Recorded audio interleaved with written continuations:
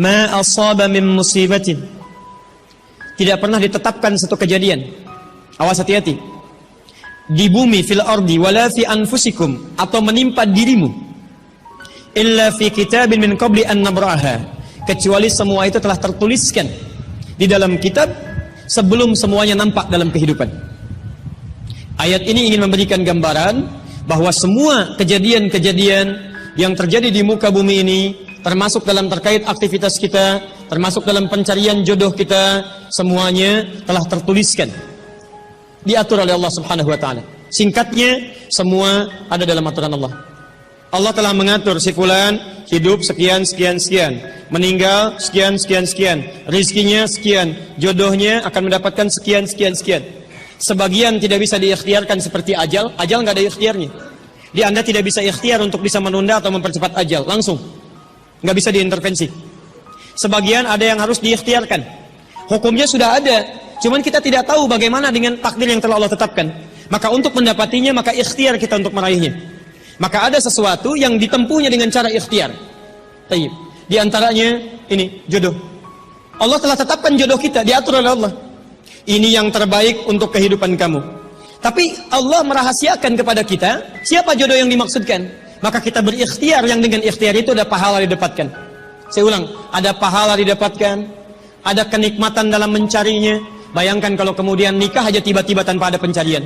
Antum gak akan pernah merasakan bagaimana nikmatnya ta'aruf, bagaimana nikmatnya mengenal, bagaimana mencari, bagaimana pahala bersabar, bagaimana nikmatnya berdoa, bagaimana istikharah dalam menentukan jodoh kita. Itu semua menghasilkan pahala dalam kehidupan kita.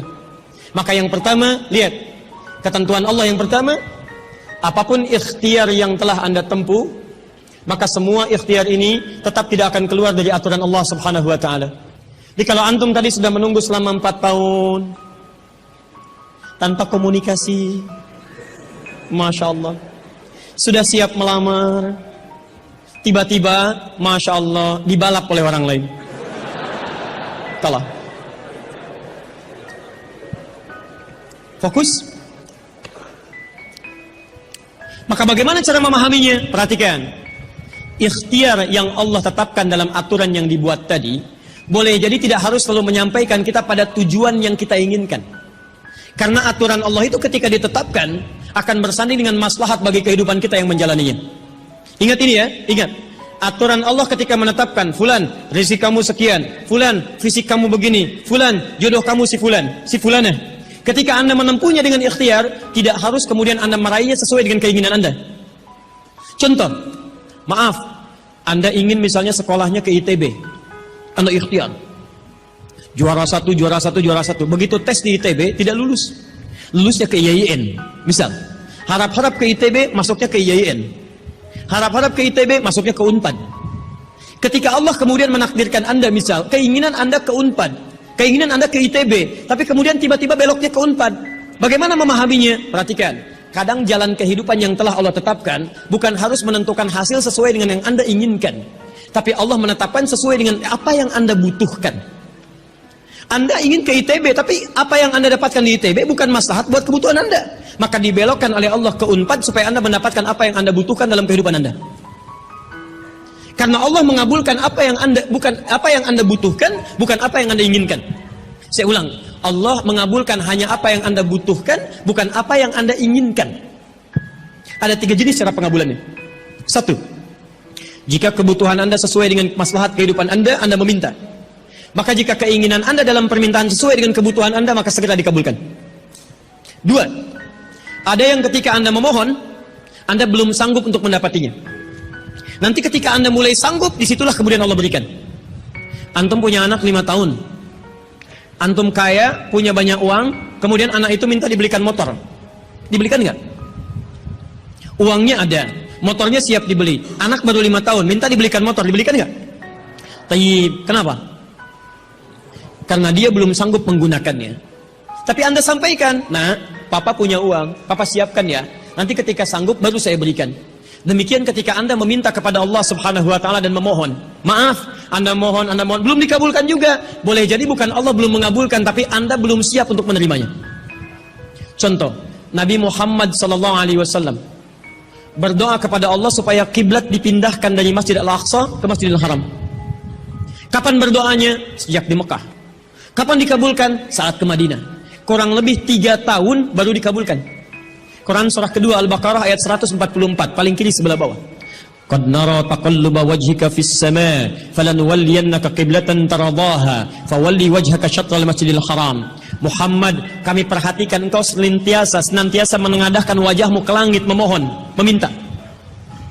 Lihat, maka mulai hari ini kami kabulkan doamu. Mulai palingkan kiblatnya dari Masjidil Aqsa ke arah Al-Masjidil Haram. Berapa lama Nabi berdoa? 3 tahun. Nabi Muhammad SAW berdoa 3 tahun baru dikabulkan oleh Allah. Kenapa baru dikabulkan? Karena pengalihan kiblat baru sesuai dengan kebutuhan umat Islam pada saat itu setelah 3 tahun. Nabi Ayub alaihissalam. Antum kenal Nabi Ayub? Kenal di mana? Kadang-kadang kenal Nabi Ayub. Luar biasa. Tadi malam di Dumai ada yang kenal Korun. Bulan lalu di Lampung ada yang kenal Fir'aun. Masya Allah. Di Pekanbaru kenal Nabi Ayub. Luar biasa. Itu siapa sebetulnya? Nabi Ayub itu diuji dengan penyakit luar biasa. Maaf, tadinya kaya, punya istri yang sangat cantik, anaknya 12. Hari yang bersamaan, hari pertama, maaf, diuji dengan harta semua habis. 1 hari. Hari kedua, anak semua meninggal. Hari ketiga, diuji dengan penyakit. Yang penyakitnya tidak akan pernah dialami orang setelahnya. Tidak juga dialami orang sebelumnya. Berapa diuji? 20 tahun. Beliau diuji 20 tahun. Apakah mengeluh? Tidak. Kata istrinya, kalau bahasa kita, papa kan Nabi. Angkat tangan papa, mohon kepada Allah. Mintakan sembuh aja, sembuh. Apa jawab Ayub? Berapa lama kita sehat dan senang?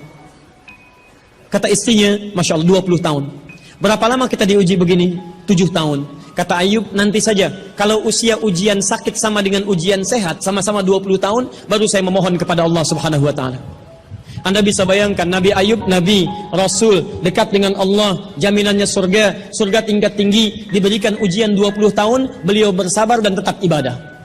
Antum, Masya Allah, mahasiswa, baru semester 5, bukan Nabi, bukan Rasul, surga belum jelas, amalan masih berantakan, hisab masih menegangkan, surga belum ada jaminan, baru 4 tahun.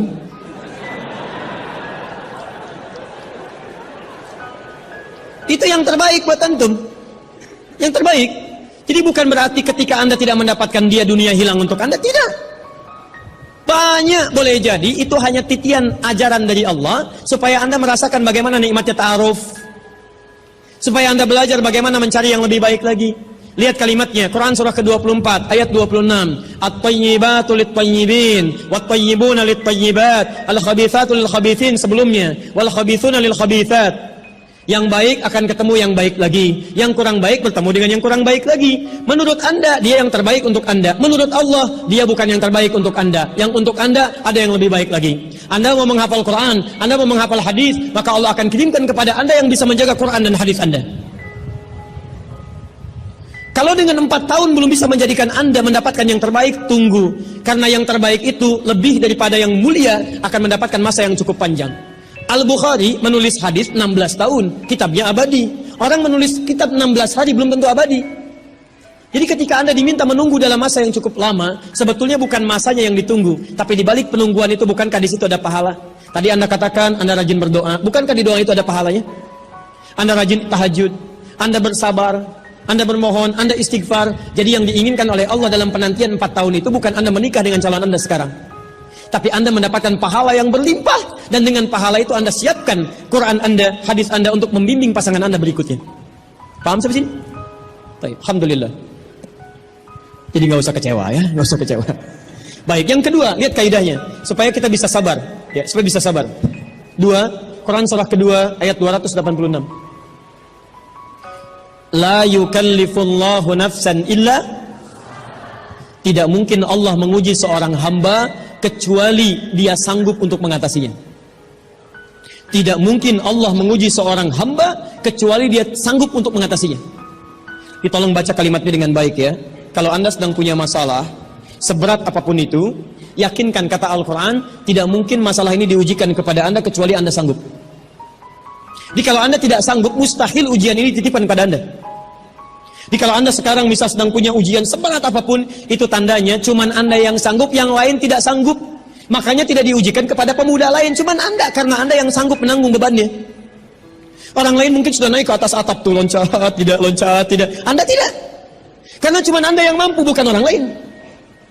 Ketika Anda mengatakan, ya Allah, kenapa mesti saya yang diuji? Kenapa mesti saya mengalami? Why me? Kata Allah, why not? Kenapa tidak? Cuman kamu yang mampu. Kamu yang harus dapatkan pahalanya, yang lain tidak. Cuman Anda yang jadi pemuda yang kuat, yang lain belum tentu. Tapi nggak usah terlampau bangga, langsung pulang dari sini bikin status. Memang cuma saya yang mampu. Masya Allah. Pekerjaan. Ya.